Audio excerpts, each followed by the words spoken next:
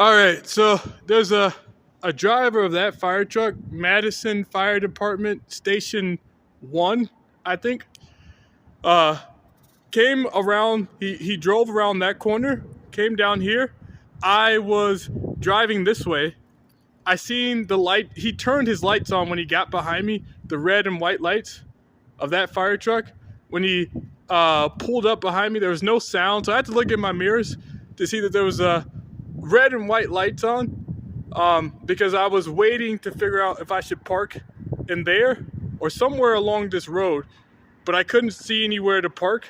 I couldn't see anywhere to park down this road.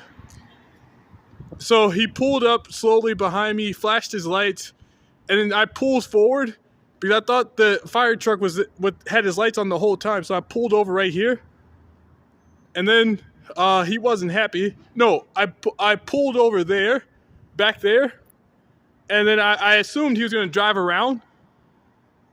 around me like fire trucks normally drive around people, but he didn't.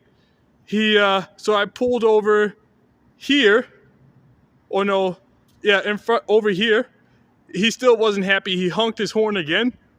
So I pulled over there where that car is parked. And then the fire truck driver from here or here decided to bag up into that garage right there. I can't imagine which fire truck needs space from here to bag up into there. So I firmly believe the cockroach that was driving that fire truck knew who I was the whole time. Well, people expected for me to arrive here at this time to go see a play at the Overture Center. So I came here to see a play. I planned this out a week or 2 weeks ahead of time to be here about an hour before the play starts. And I think these cockroaches in that fire truck were well aware of that. They know that I keep seeing firefighters and fire trucks, paramedics and harassing me with fire trucks and paramedics and police officer vehicles.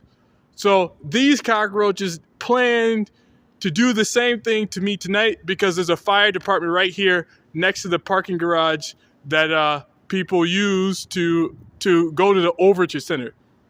So there's a good chance I'd pick one of the parking garages near the Overture Center, and it just so happened to be next to the fire department here. So they planned for me to see a fire truck as I arrived here, and then to harass me. You know how harassing it is to hear a fire truck beep his horn at you and not inform you that he doesn't intend to drive around you. He wants you to drive forward.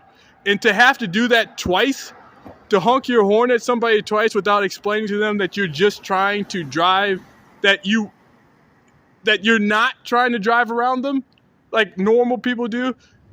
There's another car on the other side of the road that pulled over to the side.